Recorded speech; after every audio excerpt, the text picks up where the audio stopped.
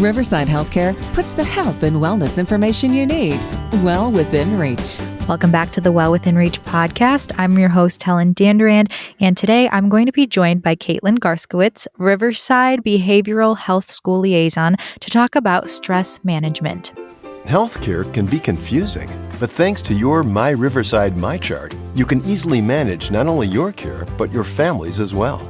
With a single click, your My Riverside MyChart lets you stay well connected to the same information your provider sees. You can view your health history, get test results, request prescription refills, pay your bill, or make an appointment. Manage your care from anywhere, your laptop, phone, or tablet. Learn more and enroll today at riversidemychart.org. And we are back with Caitlin. Thanks for joining me today. Yes. Hi, Helen. Thank you guys for having me. No problem. So could you start by just telling us a little bit about yourself, your background? Yeah. So I am a licensed clinical social worker. So I have my master's in social work, and I started in mental health around 2013 in my undergrad at my first internship, and mental health has kind of just captured me.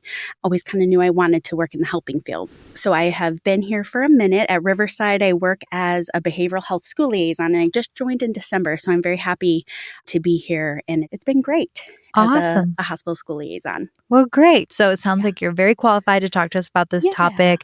So the basics, let's get this out of the way. What is stress and how does it affect us mentally and physically? Right. So kind of just to like a very definition-y definition of stress, it is a natural response that our body has to either internal or external stressors that can affect, just like you had said, mentally, physically, cognitively, even emotionally. So we oftentimes think like, oh man, I'm so tired, like physical, or you might think, oh, I'm so overwhelmed, and that might be an emotion. But stress actually, I feel like, is something that seems so simple in a way to talk about, but it actually is much more involved than I think that we even talk about. So some of the physical impacts, obviously, sleep can be impacted. Our body can become stiff, sore as its natural response to stressors. We might tense up. Also, our physical health, like our blood sugar can increase over prolonged periods of stress. So physically, we really can be impacted. Yeah. And then emotionally, of course, we can start to really feel potentially depressed or have experiences of deep like hopelessness or helplessness, sadness, anxiety, even anger can be a way that some of us can respond to stress. But then we talk about mentally and cognitively, and those are kind of related to emotionally.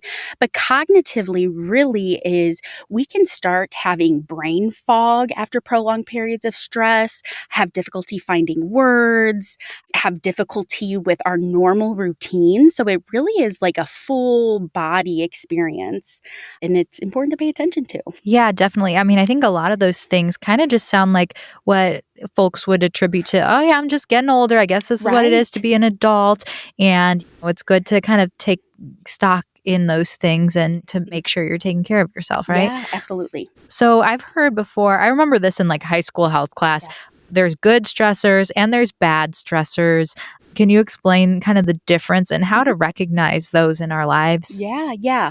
So it kind of seems, right? Like, how could stress be good?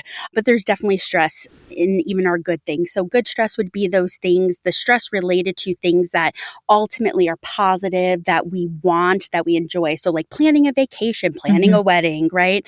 Those are bigger examples of that good stress. Or even too, for those that are parents, running around to games and activities, that's technically in a way an element or a type of good stress because we love our kids if we have them and all of that, but it still weighs on our body and our mind. And then bad stress would be that stress that comes from something that isn't going well or isn't going right in our lives that we really wouldn't feel or receive any positive from, right? So we're short-staffed at work, or a partner or two partners are having difficulty with their relationship or financial issues. So that's the big difference between good and bad. And the way to decipher the differences. Hey, like ultimately, is there something positive here Yeah. for me? That would be really one of the biggest differences. Yeah. So you listed some of the good types and the bad types, a few there, but what would you say are some of the most common, they might overlap a little bit, stresses that you see? Yeah. So I feel like there's definitely a top 3 or 5 that we will consistently hear about in the world of mental health. And that would be finances, managing daily life Mhm. and all of our priorities, and then relationships or family stress. Those have definitely been the most common sources of stressors. We're all designed differently. We have all developed differently. So I think something that's really important to name is that for one person, finances, even if there's some sort of trouble or even major trouble, someone might respond not as, and I have air quotes here, big as Yes. other people might. And that could be because of maybe we experienced financial trouble in our childhood. And at this point, we're just burnt out by financial stress. So those definitely are the most common types of stressors. But we see some fluctuation in the capacity that people have for different types of stressors too. Yeah, definitely. So how can chronic stress end up impacting our long-term health if it's left unmanaged? Yeah. So earlier when we had talked about like what is stress and the different areas of stress, we see those long-term impacts from stress in physical or mental, cognitive, and emotional as well. I think that when we talk about chronic long-term stress, physical implications and impacts are kind of the number one. Prolonged periods of stress or even trauma that we've experienced that goes unresolved or we don't take care of it maybe as we should or would be best for us. We can see things like individuals that experience long periods of stress do tend to have higher rates of potentially diabetes or heart disease, comorbid physical health needs, right? So having more than one physical health diagnosis, especially if we have that predisposition in our family. And also, I feel like, too, when it comes to long term stress from being tense or not taking care of ourselves, like eating regularly, drinking water like we should, even getting like little movement that isn't connected to a demand, it can keep us kind of tense. And I don't want to say like irreversible, Yeah. tenseness, but it can definitely, when we start to realize and say, hey, like I need to do something about this, it can take us a little bit longer or take more intentionality or more practice or even more types of approaches to manage that stress or how that physical stress has shown up for us. But emotional too, we get tired. I use a lot of analogies in my work, and one of the analogies that I often use is a car and a car with gas and a car that needs tune-ups and potentially things replaced, right? Like Yeah. brakes or different things like that. And we very much are the same way. It's a So great analogy. yeah. If someone's listening to this and they're like, wow, that really is me. I've been Mhm. running on E or, Mm. whatever, and they want some kind of quick practical techniques to Mhm. help them when they're feeling overwhelmed and feeling stressed, or even, I know that you kind of work with children, so it can help Mhm. someone else when they're feeling stressed, their child, Mhm. their family. Absolutely. So I think 2 things come to mind when I hear this. Number 1, and it sounds maybe a little overrated or overspoken about, but taking a pause. But the big thing there is taking an intentional pause. So if we literally just pause and say, "Man, I'm stressed," and then continue on with whatever we're doing, yeah, we're not going to see too much of a benefit, Right. right? So taking a pause where maybe we set a timer and it doesn't have to be super long. It can be 2 minutes, 5 minutes, 10 minutes would be awesome.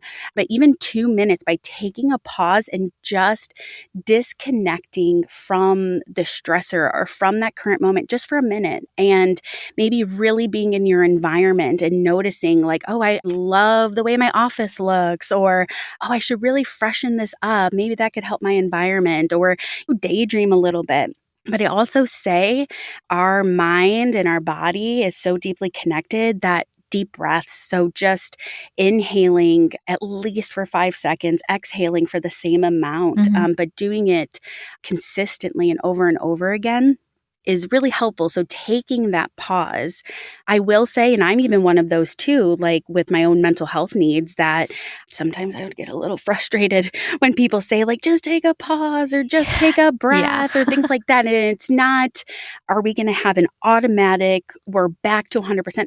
No. Like, I'm going to tell you, no, we're not, right?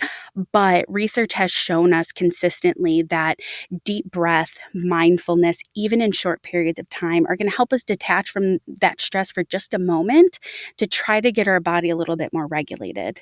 And then when it comes to kids, in my work with kids, validation. Kids just want their parents to tell them, I get you. Yeah. And even if maybe they don't quite get it, letting them know that, hey, I'm here and I'm listening, and this sounds so big for you. This is so stressful. That is truly, I would have to say, is the number one thing that it always comes back to, is just they want to know that they're seen and not alone in their experience of stress. Yeah, definitely. Yeah. We're going to take a quick break to talk about primary care at Riverside.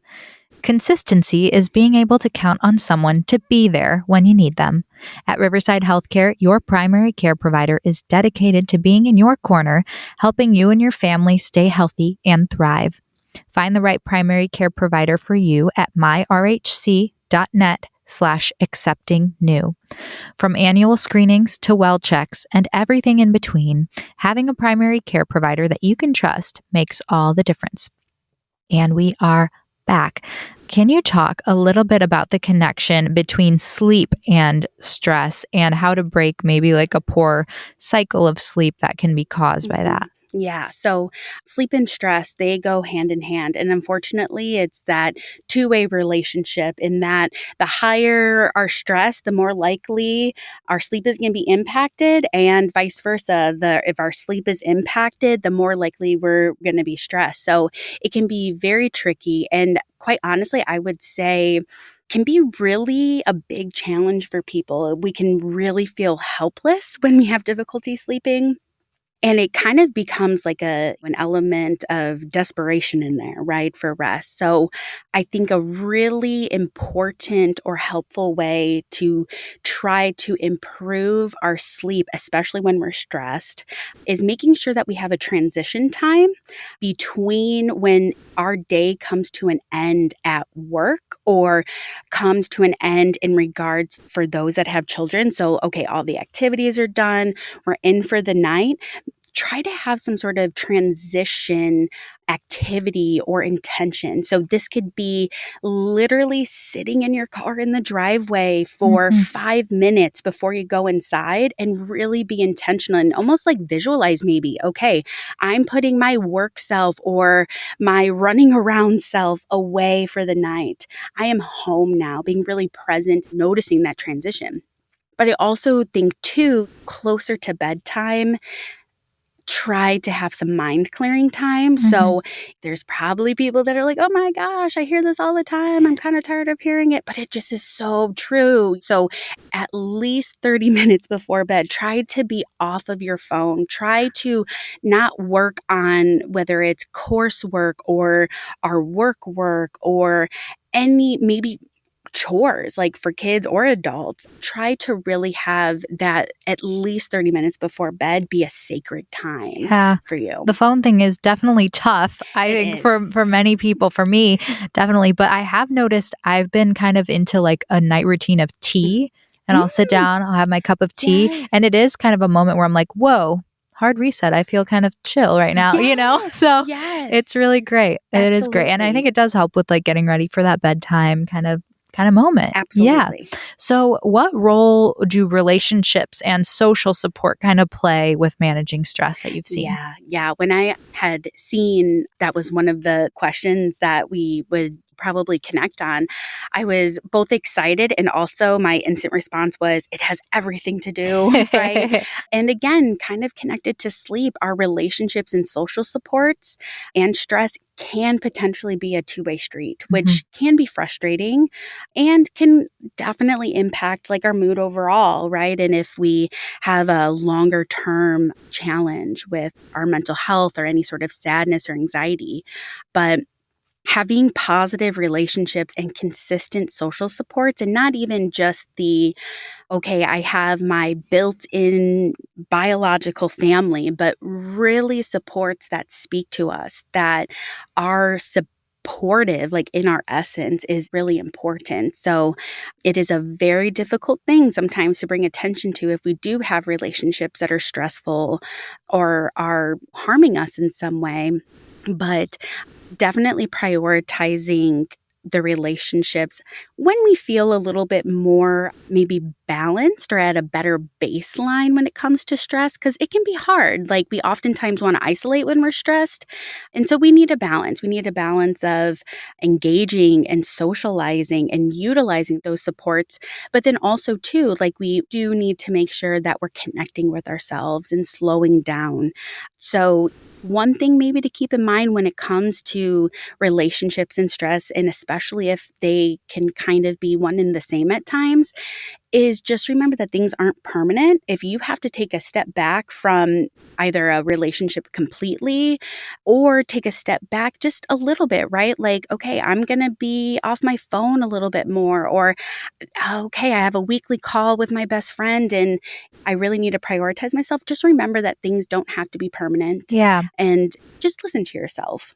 Yeah. I think that's really good advice. Keep making sure that you're listening to what you need, because even person to person, you're going to be different, and day to day, you're going to be different on how much you need from others. Yeah. If someone wants to start building better stress management habits, like today, I know you gave us a few tips, but like, what would you say this is the number one simple step you recommend to take as a first step? Yes. My number one recommendation would be find a 10-minute period in your day. And if it can't be every day, then start at an amount that feels approachable. But a 10-minute period where you are just showing up. That is the only intention. The overall intention is going to be, okay, this 10 minutes is going to lead me into better practices or lead me into taking care of myself or bringing attention to some of the things that have been hard for me to manage. But when it comes to stress and coping skills, taking care of ourselves, we also have the like physical element of habit. Habit as humans can sometimes not be on our side. Yeah. It takes some time, right? So I think that having a small amount of time that you really just from a slower space show up for yourself to say, okay, I'm just going to get started. So I'm going to start with my 10 minutes. And if for the first couple of times it's like, okay, I'm just going to set a 10-minute timer and I feel kind of lost, not quite sure where to start, that's okay. But getting into the habit of making that time for yourself is pretty imperative, because that usually is the hardest thing. And then starting slow, right? Like, don't try to change your whole life in that 10 minutes, but definitely find 10 minutes a day or at least 3 times a week that you can just slow down and start showing up for yourself. Yeah. What's an example of like, what would that 10-minute time look like for you? Yeah. So for me personally, I think that keeping my thoughts organized is a big stressor. Yes. So for me, a good place where I would start is just using that 10 minutes to coordinate kind of where my thoughts are at, right? So, but I think overall that 10 minutes can be, okay, I'm feeling very stressed and my body's starting to feel tense. Okay, well that sounds like a cue that maybe we need to just concentrate on being slow, maybe doing some light stretching, some affirmations, encouraging yourself. Sometimes it might be, okay, I've identified that finances are my biggest stressor. Okay, well then it sounds like for our 10 minutes, at least for maybe a couple of weeks, I'm going to spend those 10 minutes a day towards bringing attention to my number one identified stressor of finances, right? So we can definitely use it differently from time to time, but just making sure that we stay connected to the intention or what we need in that time. Yeah, I feel like that's really great advice. You don't really think of scheduling time like that, but I can see moments where I would do it for exactly that, for like, oh, I feel like I'm overwhelmed by this thing, and it's better to face it and to do that little at a time, and you'll feel better from doing it, right? Absolutely. Or, And And I think like a really big thing too that we might hear is like, oh, I'm feeling better. So then I just stop doing Yeah. these things that we've started. So I think that starting with that 10 minutes, no matter what, is a great place to start. So then we even long term make sure that we stay committed. And I would really suggest keeping that 10 minutes. And of course, ideally, it can grow a little bit, right? 10 minutes a day isn't necessarily all that we need, but it's a great place to start and make sure that we keep showing up. Yeah. So if someone kind of starts doing those things and they're kind of noticing that maybe they need a little more help than that, their stress has maybe reached a point where they need professional help for them or their families, how can they identify that? Yeah. So similar to what I had said earlier about when we had talked about specifically what is stress and the idea that we all experience stress differently. My baseline is definitely going to be different than your baseline and then the person next to us, right? And it is impacted by how stress was talked about or presented or modeled to us as kids and growing up. It definitely depends on if we have a trauma background or what type of experiences we've had. And also, too, our access to resources impact that, right? So I want to start off by saying that everyone's sign for, okay, I need to maybe start getting professional support might look different. But I would say the biggest indicator is when we've noticed that there is one or more part of our world and our day-to-day life that's becoming impacted. So if we start noticing that I'm avoiding certain tasks or I'm wanting to call in more often to work, or if we start isolating, or sometimes it's some of us show stress through we're getting a little bit more impulsive. So kind of saying, I'm not really interested in this anymore. I think that those are really big indicators when we notice that there's one or more element of our life that is being impacted. But then also, too, I think the extent, right, or the consistency of that. So if we notice that, okay, it's been 2 months and I'm not really noticing a big difference, that definitely I think is a sign that, hey, let's get some support. Because the thing with stress is too that it can just exasperate kind of out of nowhere, or it feels out of nowhere, right? Because we're just in the grind, we're in survival mode even maybe. So it can be difficult to spot and know when we do have that need. Definitely. Well, I think that's all really, really great advice. Is there anything else that you'd like to add today? I would just say prioritize yourselves. Prioritize yourselves. The world is a hard place. And right now we're even experiencing like almost like societal trauma. Like the world is pretty wild right now. And so I would say that everyone, even if we feel that we're in balance or that things are okay, take a moment to really ask yourselves, like, am I okay? Like, when do I feel my best? When's the last time I felt excited or maybe even awe, like that feeling of awe? Because those are the moments that we really need as humans to keep going. So prioritize yourselves. And even if you feel like, no, I'm good, take a moment for yourself and really ask yourself those hard questions. I think that's awesome advice. Thank you so much for joining us today, Caitlin. Thank you for having me. Yeah, and thank you, listeners, for tuning into the Well Within Reach podcast, brought to you by Riverside Healthcare.